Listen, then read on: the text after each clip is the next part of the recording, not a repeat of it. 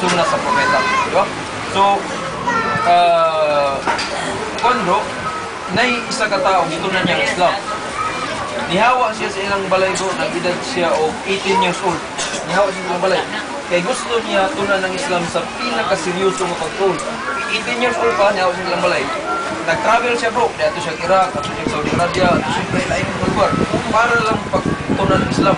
Di ba? Arang-arang karoon, kaya na internet, di ba? So, unang magbiyahin ka, mura na tayo. So, sugod sa 18 years old siya, yan yung travel ang kalibutan, mag-research sa Islam. Pero, niuli siya sa ilang balay bro, at the age of 72. So, yan naman, mataas kayo, 18, 19, 20, 72. So, 50 years, ito na niyang Islam. Mataas kayo, di ba? So, karon bro, niuli siya sa ilang balay. Pag-ulit niya sa ilang balay, 72 years old na siya.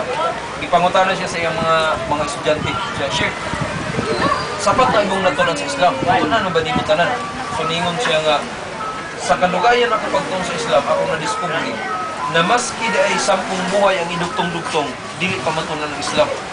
So, taas yun di kayong Islam tunan. Taas kayo.